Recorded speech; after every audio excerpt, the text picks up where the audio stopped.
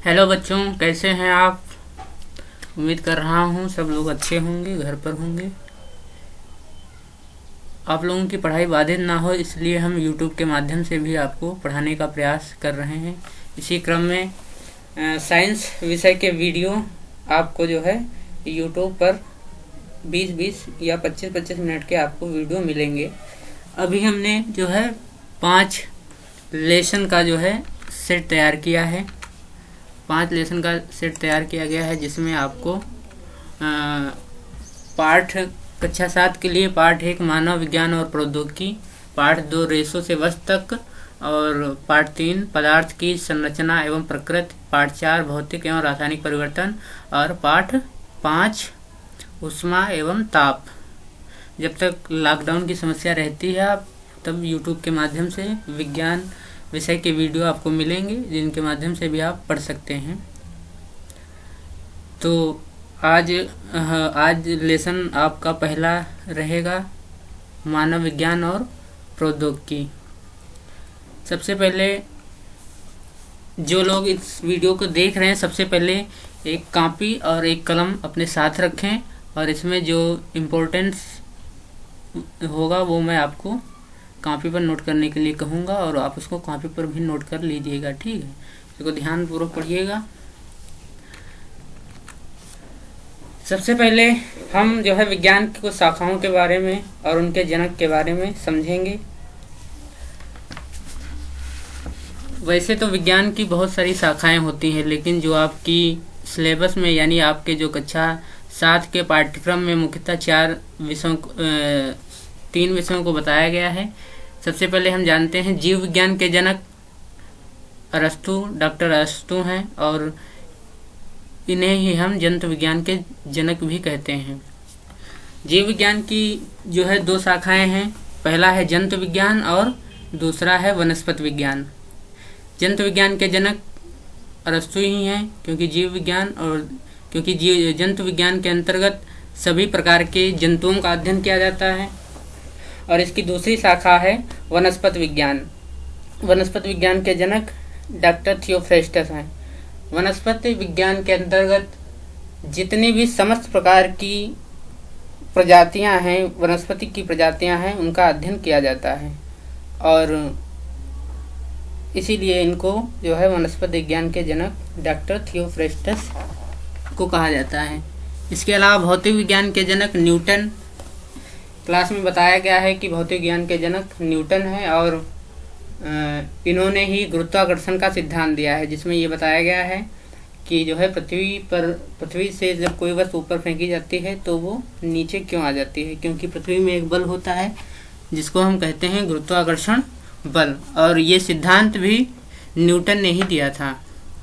इसी प्रकार रासायनिक विज्ञान के जनक लेवाइसियो को कहा जाता है क्योंकि इसमें जितने भी केमिकल होते हैं उनका अध्ययन किया जाता है। ठीक है, तो ये आप याद रखिएगा कि जीव विज्ञान के जनक अरस्तु और जंतु विज्ञान के जनक भी अरस्तु हैं, और वनस्पति विज्ञान के जनक थियोफ्रेस्टस, भौतिक विज्ञान के जनक न्यूटन और रसायन विज्ञान के जनक लेवाइसियो हैं। ठीक है, आप चाहें तो इसको कॉपी में नोट भी कर सकते हैं, वैसे आप लोगों को पता भी होगा। ठीक, अब आज हम लेसन फर्स्ट जो क्लास 7 साइंस का जो पहला लेसन है वो है मानव विज्ञान और प्रौद्योगिकी। आप लोगों को पता होगा कि सबसे पहले आदिमानव का जन्म हुआ। उस समय उसके पास कोई भी वस्तु उपलब्ध नहीं थी, ना तो उसको पहनने के लिए कपड़े थे। यहाँ पर आप चित्र में देख भी सकते हैं कि ये आदिमानव का चित्र बना हुआ है। ना तो इनके पास रहने के लिए आवास थे, ना तो कपड़ा था, ना ही इनकी जो है इनके मस्तिष्क का विकास हुआ था। धीरे धीरे जैसे जैसे इनके मस्तिष्क का विकास होता गया, धीरे धीरे अनेक आविष्कार होते गए। पहले ये लोग जो जानवर थे उनको जो है उनका कच्चा मांस खाते थे, लेकिन धीरे धीरे उन्होंने चित्र में भी देख सकते हो कि इसमें उन्होंने धीरे धीरे जो है मांस को पकाकर खाना शुरू कर दिया। ठीक है, तो इसके बारे में पहले हम लोग समझ लेते हैं मानव के जीवन में विज्ञान और प्रौद्योगिकी का क्या महत्व हुआ है। थोड़ा पढ़ते हैं फिर आगे आपको समझाते हैं। विज्ञान ने हमारे जीवन को बहुत प्रभावित किया है। हमारे दैनिक आवश्यकताओं की पूर्ति में भी वैज्ञानिक आविष्कारों एवं आधुनिक तकनीकों का महत्वपूर्ण योगदान है। विज्ञान और प्रौद्योगिकी के विकास ने लोगों के जीवन स्तर में एक क्रांतिकारी परिवर्तन किया है। हमने मानव जीवन को आसान और सरल और तेज बना दिया है। विज्ञान एवं प्रौद्योगिकी के विकास के कारण ही हम बैलगाड़ी, तांगा आज से मुक्त होते हुए आज परिवहन के अत्याधुनिक साधनों जैसे मोटरसाइकिल, कार, बस, ट्रेन, वायुयान आज तक पहुंच गए हैं। आगे आपको स्लाइड में दिखा हुआ है। जैसे ये पहले क्या होता था कि जो हमारे पास जो यातायात के साधन थे वो आमतौर पर बैलगाड़ी या बैलों के माध्यम से जाया करते थे, लेकिन जैसे जैसे विज्ञान का आविष्कार हुआ, आधुनिक चीज़ें आज हमारे पास एरोप्लेन है, समुद्री जहाज है, ट्रैक्टर है आदि विज्ञान के कारण ही संभव हुआ है।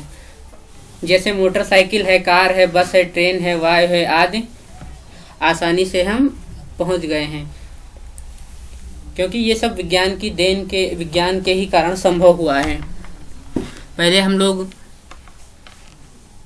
जहाँ बैलगाड़ी से जाते थे उसमें जो है समय बहुत लगता था, लेकिन जैसे ही विज्ञान का विस्तार हुआ है, मोटरसाइकिल, कार और ट्रेन, वायुयान के माध्यम से हम बहुत आसानी से जो है अपने स्थान तक पहुंच सकते हैं। इसके अलावा दैनिक जीवन में भी अगर अनुभव करके देखा जाए तो पहले हमारे यहाँ जो खाना बनाया जाता था वो लकड़ियों के माध्यम से लकड़ी के चूल्हे पर बनाया जाता था, लेकिन आज हमारे पास गैस सिलेंडर है। पहले क्या होता था, कटे हुए पेड़ का तना उठाकर जो है घसीट कर ले जाने की अपेक्षा कम बल लगाकर लुढ़का कर ले जाना आसान होता था। यानी अगर आप किसी लकड़ी को घसीट कर ले जाओगे तो उसमें ज़्यादा बल लगेगा, अगर वहीं आप लुढ़का कर ले जाओगे तो उसमें आसानी रहती है। इस प्रकार कार्य की सुगमता वैज्ञानिक सिद्धांत पर आधारित थी।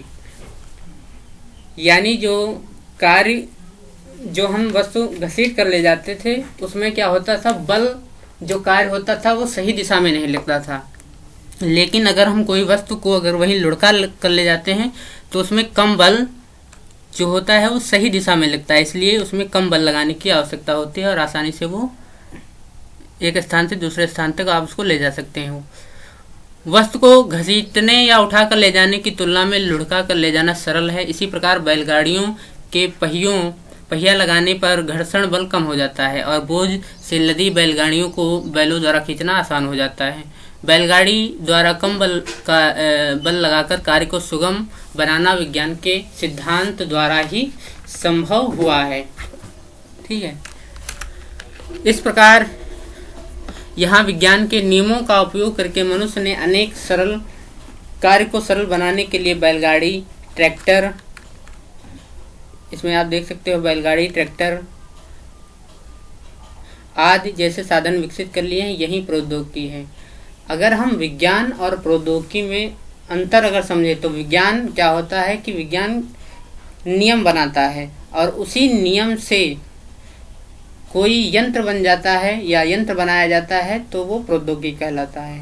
ठीक है, तो विज्ञान और प्रौद्योगिकी में यही मुख्यतः अंतर है कि विज्ञान नियम तय करता है और उन नियमों के द्वारा जो भी वस्तुएं बनाई जाती हैं, जो भी यांत्रिक चीज़ें बनाई जाती हैं, जैसे ट्रैक्टर बनाया गया, वायुयान बनाया गया, तो ये प्रौद्योगिकी है। तो यहाँ पर आप समझ सकते हो कि विज्ञान के नियमों एवं सिद्धांतों के अनुप्रयोग मानव हित में संसाधनों का निर्माण ही प्रौद्योगिकी है। यानी विज्ञान के द्वारा कोई भी नियम बनता है और उस नियम से कोई ऐसी वस्तु बनती है जो कम समय में कम बल प्रयोग से अधिक कार्य कर सके, वही प्रौद्योगिकी कहलाती है। ठीक है, तो यहाँ पर आगे आप देख सकते हो कि विज्ञान और प्रौद्योगिकी के विकास में मानव जीवन में क्या परिवर्तन किया। तो आप समझ सकते हो विज्ञान के क्षेत्र में बहुत सारे परिवर्तन हुए। चाहे आप कोई भी क्षेत्र ले लीजिए, चाहे वो चिकित्सा का क्षेत्र ले लीजिए, चाहे वो जनसंचार के क्षेत्र ले लीजिए, चाहे वो मनोरंजन का क्षेत्र ले लीजिए, चाहे कृषि, सभी में विज्ञान के द्वारा एक क्रांतिकारी परिवर्तन हुआ है। विज्ञान और प्रौद्योगिकी के विकास के कारण विभिन्न क्षेत्रों में यातायात, यातायात के क्षेत्र में आप जैसे जानते हो, पहले बैलगाड़ी, अब आपके पास मोटरसाइकिल है, बस है, कार है, एरोप्लेन है, हवाई जहाज़ है। इसी प्रकार जनसंचार के क्षेत्र में, जनसंचार का मतलब होता है सूचनाओं का आदान प्रदान करना। जैसे देखा होगा पहले जो है डाकिया चिट्ठी ले जाया करता था, लेकिन आज आपके पास मोबाइल फ़ोन है, इंटरनेट है, ईमेल है, जिससे आप मिनटों में सूचनाओं को एक स्थान से दूसरे स्थान तक भेज सकते हैं, जो बहुत कम लागत और समय की बहुत बचत होती है। आजकल देखा होगा मोबाइल में बहुत सारे फीचर आते हैं, चाहो तो लाइव टेलीकास्ट बात भी कर सकते हो।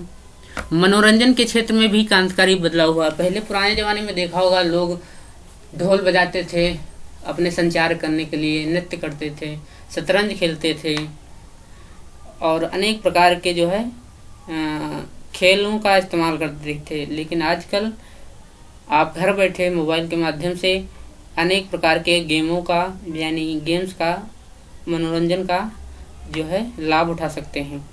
कृषि के क्षेत्र में भी नए नए आविष्कार हुए हैं। पहले जो खेती होती थी वो बैलों के माध्यम से कराई जाती थी। अब आपके पास देखिए कितना अच्छा ट्रैक्टर बना हुआ है।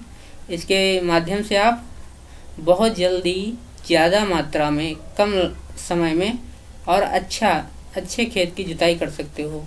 पहले मान लो कोई खेत बैलों के द्वारा आप 1 घंटे में जोतते थे, तो ट्रैक्टर के माध्यम से आप आधे घंटे या 20 मिनट में इसको आसानी से जोत सकते हो। तो कृषि के क्षेत्र में भी बहुत सारे यंत्र आ गए हैं, जैसे रोटावेटर है, ट्रैक्टर है, कंपाइन है। तो कृषि के क्षेत्र में भी अनेक आविष्कार हुए हैं। फिर है डीजल इंजन, रेडियो और टेलीविज़न आदि ने भी क्रांतिकारी बदलाव किए हैं। पेट्रोल की उपलब्धता से हल्के और शक्तिशाली इंजनों का बनना संभव हुआ है और इन इंजनों का उपयोग हवाई जहाज के लिए किया जा सकता है। इसी प्रकार छोटे छोटे इंजनों का इस्तेमाल हुआ है जो डीजल एवं पेट्रोल से चलते हैं, जिनमें जो हल्के होते हैं और बहुत शक्तिशाली होते हैं, जिनसे एक स्थान से आप दूसरे स्थान तक जा सकते हैं, लंबी दूरी को तय कर सकते हैं। ये देखिए प्लेन आपका बना हुआ है, इसमें आप चाहो तो विदेश या देश विदेश कहीं भी ठहर सकते हो। ये आपका रेडियो है।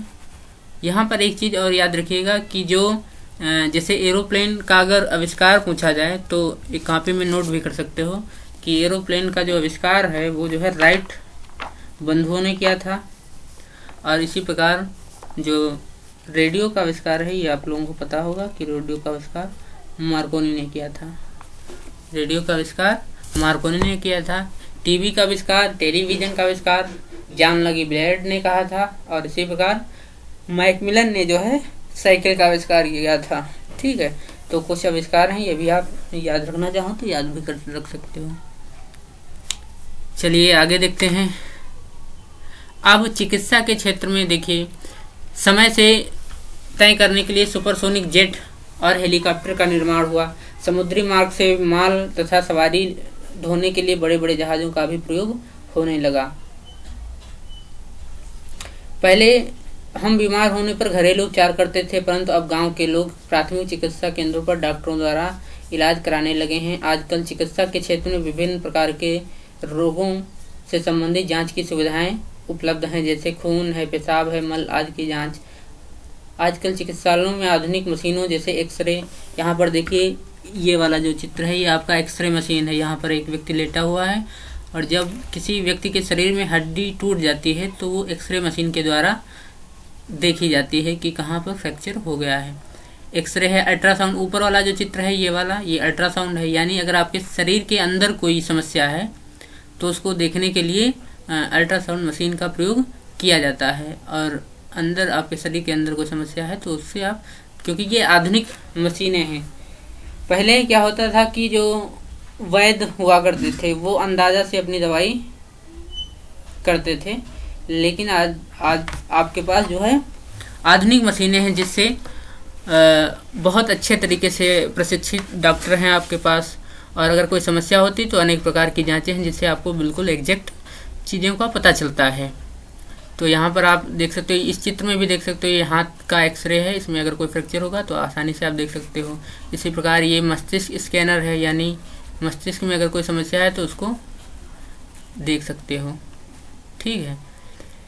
पहले टेलीफोन की सुविधा नहीं थी। लोग एक दूसरे का हाल चाल जानने के लिए संदेश वाहक पत्र, टेलीग्राम आदि प्रशिक्षित कबूतरों द्वारा भेजा। देखा होगा, सुना होगा आप लोगों ने पहले भी कि पहले लोग कबूतरों द्वारा चिट्ठियों को एक स्थान से दूसरे स्थान तक भेजा करते थे, क्योंकि हमारे पास कोई विज्ञान के द्वारा कोई भी ऐसी सुविधा नहीं थी जिससे आसानी से भेजा जा सके। लेकिन आजकल देखा होगा टेलीग्राम मशीन है, फैक्स मशीन है, टेलीफोन है, जिससे आप मिनटों में कोई भी सूचना का आदान प्रदान आसानी से कर सकते हैं, और ये सब विज्ञान के द्वारा ही संभव हो पाया है।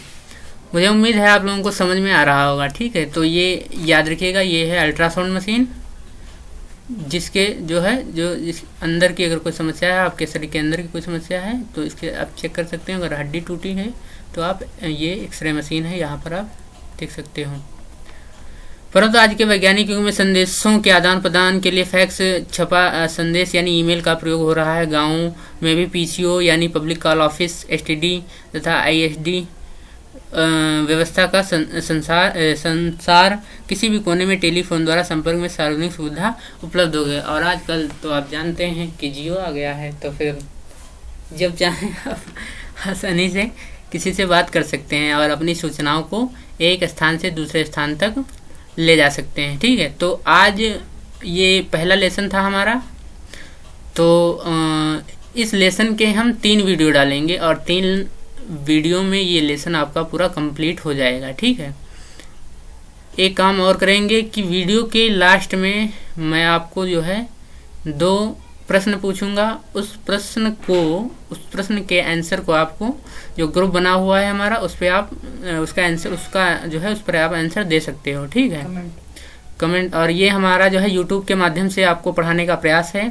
मुझे उम्मीद है आपको अच्छा लगेगा और इसमें अच्छे अच्छे चित्रों के माध्यम से आपको बेहतर तरीके से पढ़ाया जाएगा। ठीक है, और आज के 2 प्रश्न हैं। अगर कापी पेन आपके पास अगर है तो आप उसको नोट कर लीजिए। यहाँ पर हम 2-3 चीज़ों के आविष्कार पूछेंगे। पहला तो है नंबर 1, वायुयान के आविष्कार कौन है, और दूसरा टेलीविज़न के आविष्कार कौन है। इनके आंसर आप चाहो तो जो पढ़ाई के लिए ग्रुप बना हुआ है, व्हाट्सएप ग्रुप, उस पर आप आंसर दे सकते हो।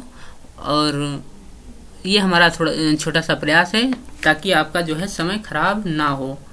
ये बहुत अच्छे अच्छे चित्र हैं, आप रेगुलर अगर देखोगे इसको तो आपको अच्छे से तरीके से समझ में आ जाएगा। तो फिलहाल आज यहीं रखते हैं और अपने आंसर ज़रूर देखते रहिएगा। ये यूट्यूब चैनल है अर्पित एकेडमी, इसको आप चाहें तो सब्सक्राइब भी कर सकते हैं, जिसमें आपको लगातार वीडियो, साइंस से संबंधित वीडियो आपको देखने को मिलते रहेंगे। धन्यवाद।